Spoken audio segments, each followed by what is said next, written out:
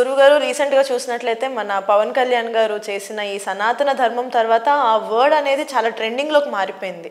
చాలామంది తెలుసో తెలియకో దాని యొక్క మీనింగ్ని మార్చేస్తున్నారు. అస్సలు సనాతన ధర్మం అంటే ఏంటి? అది పవన్ కళ్యాణ్ మాట్లాడకంటే ముందు నుంచే ఉంది తల్లి. ఉంది, కానీ ఈయన స్టార్ట్ చేసిన తర్వాత దాని మీదకి ఎక్కువ ఫోకస్ చేశారు జనాలు. నిజానికి ఈయన దానికి కౌంటర్ ఇచ్చారు. మొట్టమొదటిగా మొదలుపెట్టిన వారు ఉదయనిధి స్టాలిన్ అంటారు. డిఎంకే పార్టీ అధినేత, డిప్యూటీ సీఎం అయిన తమిళనాడుకి డిఎంకే పార్టీ అనేది ఉందమ్మా. ఎగ్జాక్ట్లీ. అక్కడ ఉండేటువంటి డిప్యూటీ సీఎం అయిన ఉదయనిధి స్టాలిన్ ఇరాడికేషన్ ఆఫ్ సనాతన ధర్మ అన్నారు. ఇరాడికేషన్ అంటే సనాతన ధర్మాన్ని నిర్మూలించాలనేటువంటి మాటలు అప్పట్లో మాట్లాడారు. దానికి కౌంటర్గా పవన్ కళ్యాణ్ సనాతన ధర్మాన్ని ఎవరూ నిర్మూలించలేరు అన్న ఉద్దేశంలో మాట్లాడుంటారు. సనాతన ధర్మం అంటే ఏంటి అనేటువంటి విషయాలు మనం ఇప్పుడు మాట్లాడాలి. సనాతన ధర్మం అంటే, సనాతనం అంటే మన భాషలో ఎటర్నల్ అనుకోవాలమ్మా. ఎటర్నల్ని ఎవరైనా నిర్మూలించగలరా? ధర్మం అంటే లా అని చెప్తారు. ఆ లా కూడా కాదు, ధర్మాన్ని చాలా రకాలుగా తీసుకోవాలి. ఉదాహరణకు ఒక వ్యక్తి ఉన్నాడు, అతడు తల్లితో ఒక రకంగా బిహేవ్ చేయాలి. తల్లితో బిహేవ్ చేసినట్టు భార్యతో బిహేవ్ చేయలేరు, కుదురుతుందా? అదే భార్యతో బిహేవ్ చేసినట్టు చెల్లితో కూడా బిహేవ్ చేయలేరు. చెల్లితో బిహేవ్ చేసినట్టు అక్కతో కూడా బిహేవ్ చేయలేరు. ఇలా ఇందాక క్వశ్చన్లో మనకి ఆత్మ అనే ఒక వర్డ్ వచ్చింది కదా గురుగారు. అసలు చాలా మంది ఈ రోజుల్లో దయ్యాలు లేవు, ఆత్మలు లేవు, దేవుడు మాత్రమే ఉన్నాడు, కానీ దేవుడు కూడా లేడు, ఇదంతా కూడా ఒక ఊహ మాత్రమే అని అంటూ ఉంటారు. కానీ నిజంగానే దయ్యాలు, దేవుళ్ళు అనేవాళ్ళు ఉన్నారా? దయ్యం అనే కాన్సెప్ట్ గురించి మనం మాట్లాడకూడదు అంటే దయ్యం అనే కాన్సెప్ట్ సనాతన ధర్మంలో చెప్పబడలేదు. సనాతన ధర్మంలో చెప్పబడినటువంటి అంశాల గురించి కూడా నేను చెప్తాను. ఈ దయ్యం అనే కాన్సెప్ట్ అంటే ఆత్మ, దయ్యం అన్ని ఒకటే, వేరేనా? ఓకే. ఆత్మ అంటే మీ దేహంలో ఉన్నటువంటి ఒక జీవాత్మ, అదే పరమాత్మ. మీలో ఆ జీవ భ్రాంతి ఉంది కాబట్టి అది మీరు జీవాత్మ, అతనిలో ఇంకో ఆత్మ, నాలో ఇంకో ఆత్మ ఉందని మీరు భ్రమిస్తున్నారు. కానీ ఉన్నది ఒకటే ఆత్మ. ఆ ఒక ఆత్మ దయ్యంగా ఎలా మారుతుంది? చనిపోయిన తర్వాత ఆత్మ గాల్లో కలుస్తుంది, అది దయ్యంగా మారుతుంది అని మన చిన్నప్పటి నుంచి స్టోరీలు వింటూ ఉన్నాం కదా. మీరు భగవద్గీత తెలుసా మీకు? తెలుసండి. భగవద్గీతలో కృష్ణుడు ఒక శ్లోకం చెప్తారు. వాసాంసి జీర్ణాని యథా విహాయ నవాని గృహ్ణాతి నరోపరాని తథా శరీరాన్ని విహయా జీర్ణాన్యన్యాతి సంయాతి దేహి. మనం ఎలాగైతే ఈ బట్టల్ని విడిచి ఇంకో బట్టల్ని, కొత్త బట్టల్ని ఎలా ధరిస్తామో, ఈ శరీరాన్ని ఆత్మ వదిలేసి ఇంకో దేహాన్ని ధరిస్తుంది. ఓకే. ఇది కృష్ణుడు చెప్పిన సిద్ధాంతం. ఓకే. అప్పుడు వెంటనే దయ్యం అవడానికి అవకాశం ఎక్కడుంది తల్లి? లేదు కదా. నేను శ్లోకంతో కూడా చెప్పాను మీకు, ప్రమాణంతో సహా. మరి అప్పుడు దయ్యం అనే కాన్సెప్టే సనాతన ధర్మంలో చెప్పబడలేదు. కానీ దయ్యం అనే కాన్సెప్ట్ లేదు, కానీ వేరే విషయాలు చెప్తారు. భూత, ప్రేత, పిశాచ, బద్ధ, రాక్షస, బ్రహ్మరాక్షస, యక్ష, యమదూత, శాకిని, డాకిని, స్వాపిషు, ఇలా రకాలు ఉన్నాయి తల్లి. ఇటువంటివి మనల్ని బాధిస్తాయి. బ్రహ్మరాక్షసులు అనేటువంటి పదం మీరు ఎప్పుడైనా వినే ఉంటారు. వాళ్ళు ఎంతో జ్ఞానాన్ని పొంది వాళ్ళు చనిపోయినప్పుడు వాళ్ళు కోరికతో బాగా చనిపోతారు. అటువంటి వారు రాక్షసులై పక్క వాళ్ళని పీడిస్తూ ఉంటారు. కొంతమంది శాపం చేత బ్రహ్మరాక్షసులై ఉంటారు. అంటే జ్ఞానాన్ని పొందిన వారు తప్పులు చేస్తే బ్రహ్మరాక్షసులే అవుతారమ్మా.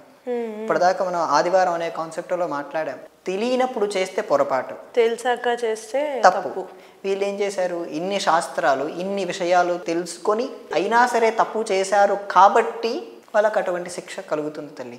ఉదాహరణకు కాన్స్టిట్యూషన్ ఉంది తల్లి, జ్యుడిషనరీ సిస్టమ్ ఉంది. మీకు నాకు జ్యుడిషనరీ సిస్టమ్ గురించి ఏమీ తెలియదు. ఆ లాలో ఉండే విషయాలు కానీ కోర్టులో జరిగేటువంటి అంశాలు ఏమీ తెలియదు. మనం తప్పు చేస్తే ఒక రకమైన శిక్ష వేయాలి. లాయర్లకు ఆ కోర్టులో జరిగేటువంటి కానీ ఆ లా పాయింట్స్ ఏంటి కానీ ఇవన్నీ వాళ్ళకు బాగా తెలుసు, అక్షుణ్ణంగా అధ్యయనం చేసి ఉంటారు. ప్రాక్టీషనల్ లాయర్లు అంటారు కదా, వాళ్ళు తప్పు చేస్తే మరో రకమైన శిక్ష వేయాలి. ఎందుకంటే వాళ్ళకి ఆ అంశాలు తెలుసు, తెలిసి కూడా తప్పు చేశారు కాబట్టి శిక్ష వేరే ఉంటుంది. వేరే వేయాలి, కానీ వేయరు. సమానత్వం కదా. అంటే మీరు ఇందాక అన్నట్టు కోరికలతోనూ కొంచెం ఆశలు ఉన్న మనిషి అకస్మాత్తుగా చనిపోవడం వల్ల కూడా అది ఆత్మ ఇలాగా భూత ప్రేత లాగానే అవుతాయి అని అంటారు. అది ఎంతవరకు నిజమే తల్లి? వాళ్ళు ఈ వేరే వేరే లోకాలకు వెళ్ళి నరకమని, ఇంకా వేరే పిశాచ లోకాలని, ఇటువంటి వాటికి వెళ్ళి కొంతమంది ఆత్మహత్య చేసుకొని చనిపోతూ ఉంటారు. ఇటువంటి వాళ్ళు ఎవరినో బాధించాలన్న ఉద్దేశంతో కూడా చనిపోతూ ఉంటారు. అటువంటి సందర్భాల్లో వాళ్ళు చాలా చాలా ఘోరమైన నరక యాతనలు పడాల్సి ఉంటుంది తల్లి. ఓకే. ఈ షాకిని, డాకిని అనేవి కొంచెం ఈ రోజుల్లో మంచి ఇంట్రెస్టింగ్ టాపిక్స్ అయిపోయాయండి. ఇంక సినిమా పేర్లు కూడా అవే పెట్టేస్తున్నారు కదా! బావుంది. అంటే మంచి ఏముంది దీని వెనకాల అని తెలుసుకునే ఒక ఆతృత మనిషిలో స్టార్ట్ అయింది. కానీ తాంత్రిక విద్యలోకొచ్చేసరికి అంటూ ఉంటారు కదా! అమావాస్య రోజున 12 గంటలకి నగ్నంగా ఒక చెట్టు పైన మోహిని ఉంటుంది. మనం వెళ్ళి భయపడకుండా, వెనక్కి తిరగకుండా మన కోరికను అక్కడ మాట్లాడితే కోరికలు తీరుతాయి అని అంటారు. ఇవి నిజమేనా అసలు? భేతాల కథల్లో సినిమా తీసుకొచ్చి ఇక్కడ చెప్తున్నారు. లేదు లేదు, అంటే విన్నవి కూడా, అంటే సినిమాల్లో చూసాము, విన్నాము. నా యొక్క ధర్మ సందేహం ఇది. ఇది మోహిని అనేటువంటి అంశం ఏంటి తల్లి, ఆ సందర్భంలో ఏ చెట్టు అనేది కూడా చెప్పాలి కదా. అదే నాకు గుర్తు రాలేదండి. మర్రి చెట్టు అంటారు. మర్రి చెట్టుకేనా? ఓకే. మర్రి చెట్టు అంటే విష్ణు స్వరూపం తల్లి పూర్తిగా. ఓకే. విష్ణు స్వరూపం దగ్గర ఆ మర్రి చెట్టు దగ్గర నిత్యం వటమూల నివాసిని, అది దక్షిణామూర్తి ఉంటారు తల్లి. అక్కడ నిరంతరం దక్షిణామూర్తి దగ్గర దయ్యాలు ఎక్కడ ఉంటాయి తల్లి? కానీ మర్రి చెట్టుని మరి అలానే కంపేర్ చేస్తారు కదండి. రాత్రులు మర్రి చెట్టు దగ్గరికి వెళ్ళకు, అవి భయంకరంగా చూపిస్తారు సినిమాలో కూడా. అదే తల్లి, కొన్ని సినిమాలు ఏం చేసాయంటే సినిమా అనే భావజాలం మనిషిని నాశనం చేసింది తల్లి. సినిమా అనే భావజాలమే మొట్టమొదటిగా మనిషిని నాశనం చేయడానికి కారణం. మొన్న కల్కి అనే సినిమా వచ్చింది.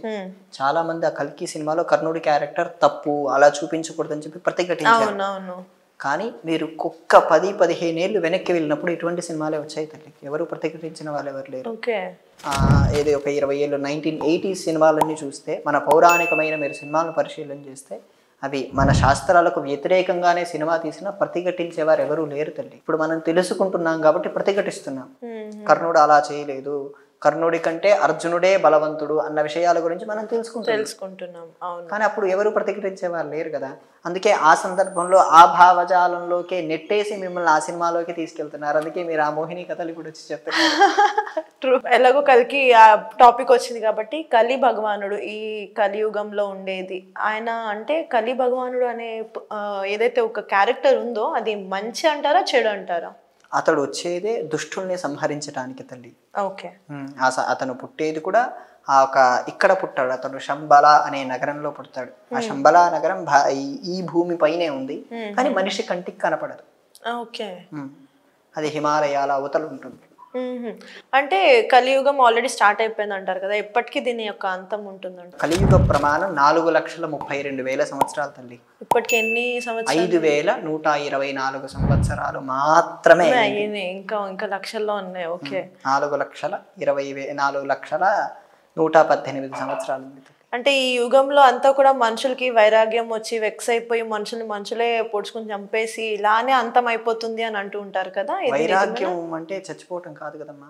అంటే సెల్ఫ్ డిప్రెషన్స్కి వెళ్ళిపోయి వాళ్ళకి వాళ్ళు చనిపోవడం, సూసైడ్ చేసుకోవడం, లేదంటే మనుషులు చంపుకోవడం ఆల్రెడీ చూస్తున్నాం మనం. అవన్నీ ఇంకా దారుణాలు జరుగుతూ ఉంటాయి యుగం అయ్యే లోపు అని చెప్పేసి అంటారు. నిజమేనా? నిజమే. అంటే ఈ యుగం తర్వాత ఇంకొక యుగం ఏమైనా ఉందంటారా? ఇది సైకిల్ అంటారండి. ఓకే. యుగం అయిపోయిన వెంటనే కలిపురుషుడు అధర్మంగా ఉండే వాళ్ళందరినీ చంపేస్తాడు. 4 లక్షల సంవత్సరాలు మీరు నేను బ్రతుకుంటామనే గ్యారెంటీ మనకు లేదు.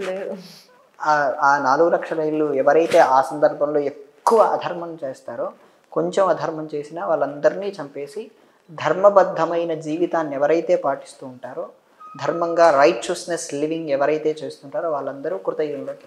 కానీ ఫ్రాంక్లీ స్పీకింగ్ అండి, అధర్మంలోనే మొత్తం ప్రపంచం నడుస్తున్నప్పుడు, అంటే 99% అధర్మంలోనే ఉంది, 1% ధర్మం వైపు కొంతమంది నడుస్తున్నారు అనుకోవచ్చు. అంటే ఆ 1% తోనే నెక్స్ట్ యుగం స్టార్ట్ అవుతుంది అంటారా?